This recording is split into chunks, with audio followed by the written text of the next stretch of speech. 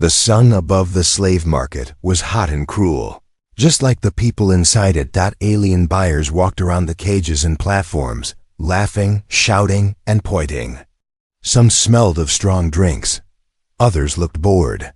But none of them saw the slaves as real people. On a raised platform sat a young alien girl. Her skin was light blue, and her hair was tangled and dusty. Her arms were thin, her eyes tired. She didn't speak. She didn't move. She had learned long ago silence meant fewer beatings. Her name didn't matter here. She was just a number. Now 5 credits. Someone shouted, pointing at her. A wave of cruel laughter followed. She can't even stand. A gray-scaled alien chuckled. She's broken.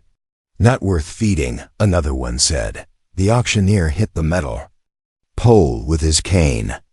Quiet, quiet, she's still young. Pretty enough if cleaned up. Someone take her before I throw her to the beasts.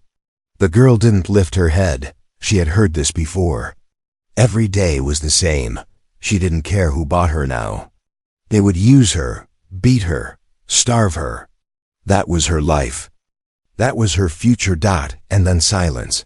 A calm voice broke the noise. I'll take her. The girl blinked. That voice, it was soft. Low, not angry or loud. And it didn't sound like the other aliens. The auctioneer squinted. You? A human? Middle-aged man stepped forward. He looked strange among the crowd. His clothes were plain, dusty from travel. He had a beard and a scar across his cheek. His eyes were kind but firm. Yes, the human said. 5 credits. That's what you asked, right? The auctioneer laughed. Take her then. You must be crazy.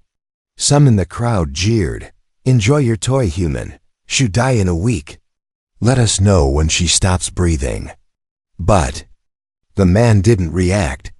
He walked calmly up the platform. The girl still didn't move. She was frozen, confused. Humans were known to be cold to slaves, sometimes worse than others. Was he buying her? For pain? Would he chain her up in a dark place? The man knelt beside her. His voice was gentle. Can you stand? She shook her head slightly. He didn't force her. He just reached out, slowly, letting her see his hands first. Then he lifted her. She was light. Bones and silence. She flinched, expecting him to drop her. Or hit her, but he didn't. He simply held her like a father carries a sleeping child. Let's go, he said quietly, and turned from the laughter behind them. The path out of the market was long, dusty, and hot. But the human didn't complain. He carried her the whole way. She dared to peek at his face once. He wasn't smiling. But he wasn't angry either. He looked sad, like he had seen pain before. They reached a small vehicle outside the gates. He opened the door and gently placed her inside. He gave her a bottle of clean water. She stared at it, not sure if it was a trick. He saw her hesitation. It's just water, he said. You need it. She took a slow sip. Her hands shook. They drove for a while, through dry hills, quiet fields. Vehicles stopped in front of a small house made of stone and wood. There were no guards, no fences. Just a quiet place under the sky. The man carried her inside. The air smelled clean. The floors were warm. He laid her on a soft bed. I'll make something for you to eat, he said. She opened her mouth slowly. Her voice was dry and weak. Why? She whispered. He looked at her. Because you need it. No one cares if I eat. I do. She stared at him, unable to understand. He didn't ask for her name. He didn't chain her hands. He didn't shout or laugh. He didn't even lock the door. He just brought her food, placed it beside her and said, Eat what you can. Rest. I'll check on you later. Then he left the room. She stared at the food for a long time. She didn't know what to think. What kind of master gives food before commands? What kind of human speaks with kindness? It had to be a trick. It always was. But the food smelled real. The water was clean. And the door? It stayed open. She looked at the bed, the soft pillow under her head, for the first time in a long time. She didn't feel fear, only confusion, and something she hadn't felt in years. Hope. She woke up in a soft bed and panicked. Her heart raced. Her arms shot up, expecting chains. Her legs tensed, ready for pain. But there was no rope, no collar, no dark ceiling. No shouting. She was in a warm room. A blanket covered her. A window let in gentle sunlight. And beside her on a wooden table was a small bowl of soup with steam still rising. Her eyes widened. This wasn't normal. This wasn't slavery. This felt like kindness. She sat up quickly, still weak. The room didn't smell of metal or filth. It smelled clean, like trees. Like home, if she could even remember what home felt like. Footsteps. She froze. A shadow passed the doorway. He was coming, her new owner. She tried to stand, but her legs shook. Her hands searched for something, anything to defend herself. A spoon, a chair leg, her own claws. But there was nothing, and then he stepped into the room. The human, middle-aged, worn clothes. That same small scar across his cheek. But something else too, gentleness in his eyes. He held a cup in one hand and a soft cloth in the other. She pressed herself into the corner of the bed. He stopped a few steps away. "It's okay," he said quietly. "I won't touch you." She didn't reply. He placed the cup and cloth on the table beside the soup. "I made you some tea, and a wet cloth for your face. You don't have to drink or eat. Just rest." She stared at him, suspicious. Kind words always came before cruelty. Always. But then he walked out. No questions, no demands, no orders. She blinked. Then she smelled the soup again. Her stomach growled. She picked up the bowl with shaking hands and sipped. It was warm, soft, real, and she cried because it had been so long since food made her feel human. An hour passed. She stayed in the room. The door remained open. No guards outside. Just silence. She finally stood, slowly, and walked into the hallway. She found him in a small kitchen, sitting with a mug in his hand, reading from a datapad. He looked up. "You're awake," he said. "How's your leg?" She didn't answer. He stood and moved a little away from her, so she didn't feel trapped. "I'll show you the bathroom if you want to clean up," he offered. "There are fresh clothes there. They might not fit well, but they're clean." She squinted at him. What do you want from me?" His face was calm. "Nothing. No one gives food for nothing. Not no one." She stared harder. "You bought me. I saved you. Same thing." "No," he said firmly. "Not here. Not with me." Her hands balled into fists. "You could have left me there." "I know. So, why didn't you?" He took a long breath. "Because I've seen too much pain. And I was once the one sitting alone, needing help." His voice got softer. "You don't owe me anything. You never will." She didn't understand, but something inside her wanted to. That night, she didn't sleep on the floor. She returned to the same soft bed, unsure why she felt safer there. She listened for footsteps, for locks, for orders, but the house remained quiet. No pain. No chains. Just silence and stars.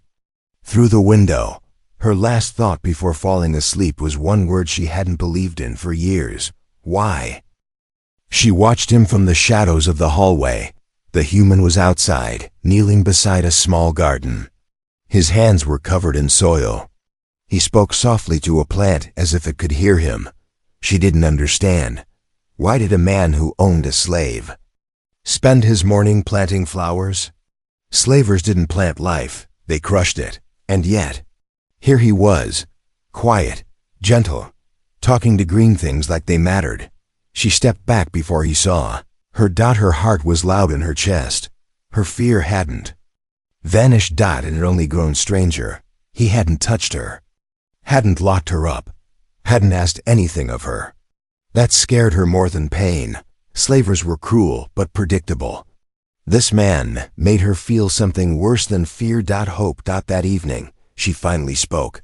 Not a whisper, not a cry, but a question. He was sitting near the fire, sipping something warm, when she entered the room and stood across from him. Her arms were tight around her own body. Her eyes were wide, unsure. Her voice cracked like old wood. What do you want from me? The fire popped. The shadows moved.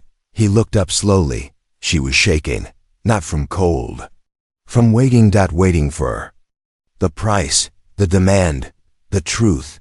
But the man didn't answer right away. He placed his cup down gently and stood. He didn't walk toward her. He just met her eyes and said, nothing. She stepped back, her voice rising. Then why did you buy me? He looked into the fire. Because you were suffering, and I couldn't walk away. You're lying, she said. No one does that. Not for someone like me. His jaw tightened. I do. There was silence again. And then he walked to a small shelf and picked up an old photo. He showed it to her. A younger version of him stood beside an alien woman. Her skin was deep green, her smile soft. She looked peaceful. She was like you. He said, sold, abused. I helped her too. She became my wife. The girl blinked in shock. She's gone now, he said, voice low. Taken by sickness. But saving her was the best thing I ever did. He looked at the girl. I don't want anything from you. You don't have to serve me or repay me. I didn't buy a slave. I rescued someone. Her knees almost gave out. No one had ever called her that before. Not property. Not thing. Someone. Later that night, she sat on the edge of the bed, staring at her own hands. They were small, cracked, stained with years of work. She had used them to clean, to fight, to survive. But now they trembled. Because she didn't know what they were for anymore. She whispered to herself, if I'm not a slave, then what am I? She looked out the window. The stars were so many dots so wide. And for the first time, they didn't feel cold. They felt like a question, and maybe an answer. Asterisk. She was learning to walk without fear. Each step through the house no longer felt like a trap. Her feet no longer searched for chains. Her back no longer flinched at every sound. She still didn't smile, but she breathed, and breathing was something new. She began helping in small ways, folding cloth, picking herbs from the garden, cleaning the table. The human never asked her to. He only said, thank you, like it meant something. Her world had been cages, cold floors, and pain. Now it was windows, sunlight, and quiet. But peace doesn't stay quiet for long. It started in the market. She had followed the human into town. Her hood pulled low. She walked behind him, careful, nervous, but curious. Aliens stared. Then they whispered, is that a slave? She walks free? He's gone mad. By the time they reached the stall, the whispers had turned to open disgust. A green-skinned merchant leaned forward and spat near the girl's feet. You bring that trash here, human. You'll regret it. The human didn't react. He simply handed over credits for supplies, like nothing was wrong, but she saw the tightness in his jaw. He had heard it. He just chose not to answer it with hate. By the third visit, it got worse. The crowd didn't whisper. They shouted, she's dangerous. She's a slave, not a wife. She'll kill you in your sleep. Throw her out before she poisons your food. One alien woman picked up a fruit and threw it. It hit the girl's shoulder. She gasped and dropped the basket. She was holding. The human stepped in front of her. His voice was cold, strong. Enough. The crowd didn't move. He looked at all of them, slowly, like a storm waiting. She's under my roof, he said. She's not a slave. She's not your business, the aliens hissed. But no one stepped closer. He turned to the girl. Let's go home. She picked up the dropped fruit. Silently followed. That night, she sat by the fire. Her hands clutched the edge of her seat. She stared into the flames. The warmth didn't reach her heart. The human placed a cup near her. "It's not your fault." "I don't belong here," she whispered. "You belong where you're safe. They want me gone." "I'm not they." She couldn't sleep. So she wrote a note on old paper using a broken stylus. Only 3 words. "Thank you, goodbye." She left it on the table and stepped out into the cold night. She didn't get far, only to the edge of the trees. Her bare feet touched wet leaves. She looked up at the stars again. They looked different tonight. Lonely. She turned to take one last look at the house, just in time to see the light flick on. Then the front door opened. He stood there, not angry, just quiet. "I knew you'd try to leave," he said. "Why?" "Because I would have done the same long ago." She didn't move. "I'm not keeping you here," he said softly. "But don't go because others hate you. Go because you choose to." She stared at him. Her voice broke. "I don't know how to choose." He smiled just a little. "Then stay until you do." She stepped back inside. The fire was still burning, and this time she sat closer to it. She never planned to be brave. Slaves didn't learn courage. They learned silence. They learned pain. They learned how to disappear, even when standing in front of you. But that night, when the door cracked open with force and shouting echoed through the house, something inside her changed. She didn't run. She reached for a knife. It started just after midnight. The house was quiet. The fire had burned low. The human was asleep in the chair beside the hearth. His head leaned to one side, a book still open in his lap. She had just finished covering him with a blanket when she heard it. A sharp noise. A broken lock. Footsteps. Heavy. Fast. Not his. Intruders. She didn't think. She didn't hide. She went to the kitchen, grabbed the sharpest blade, and returned to the hallway. 3 shadows burst into the house. Rough voices, angry words. "She's in here. Take her back. He won't stop us. Stupid human thinks he owns her." But when they saw her, she wasn't cowering. She stood between them and the man who had saved her. Knife in hand, eyes burning, breathing hard. "You don't touch him." Her voice shocked even her. She had never spoken like that before, like someone who had something worth protecting. One of the aliens laughed. "Look at her. The pet thinks she's a guard dog." "She fold fast," said another, stepping closer. She didn't fold. She lunged. Not like a trained soldier. Not like a fighter, like a girl who had been broken so many times. She had nothing left to lose. Her blade cut skin. The alien shouted and stumbled back. She turned, expecting to be hit, maybe killed, but the human had stood up. Now he wasn't carrying a weapon. He was holding only a long wooden staff. "I suggest you leave," he said coldly. They hesitated. "She's ours," one growled. "She's not anyone's," he said. "She's free. You touch her again, and I swear no law will protect you from what comes next." The 3 thugs didn't get the fight they wanted. They got fear, because in his voice there was no doubt. They left, bleeding and cursing. She dropped the knife. Her knees hit the floor. She expected him to shout, but he knelt beside her, picked up her hands shaking, blood on the fingers, and held them gently. "You didn't have to," he whispered. "I did," she said, choking back tears. "Because no one's ever stood in front of me before, and you did. So now I do it for you." He cleaned her hands. She didn't pull away. He placed a warm cloth over her knuckles, careful not to hurt her. "You were brave," he said. "I was terrified," she replied. Brave and terrified can happen at the same time. She looked into his eyes, voice barely a breath. "Was I enough?" He didn't answer with words. He smiled, and in that smile, she knew she wasn't just enough. She was everything he had hoped she could become. She stood in the rain. Not to hide, but to feel it. For so long, water meant fear. Cold baths forced by angry hands.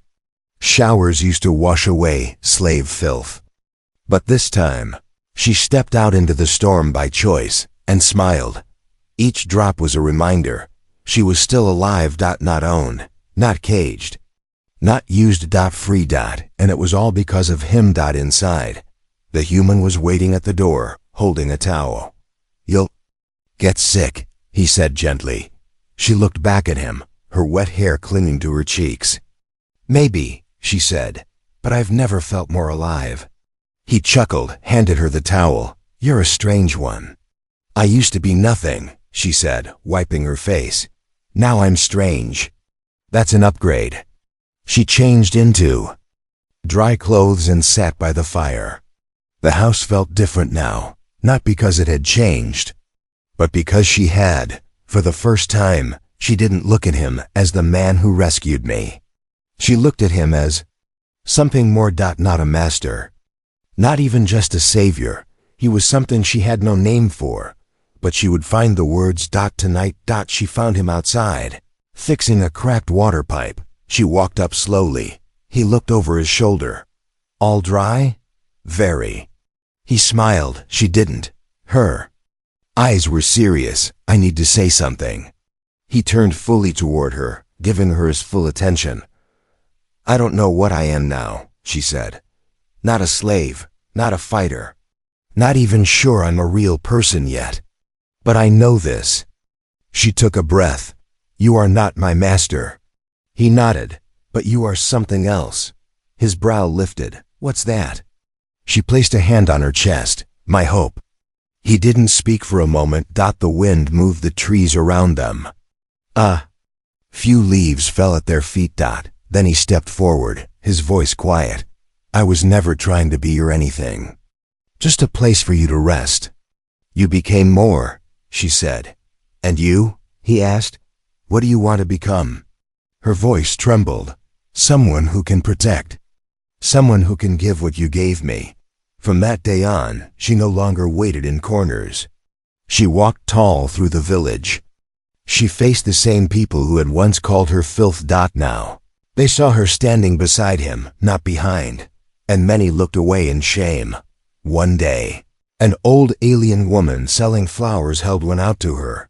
"For your courage," she said. The girl took it with shaking hands. She didn't cry, but inside, her heart bloomed. That night, she wrote something in her own language. Just a few lines. She pinned it above the bed. He asked what it meant. She translated slowly.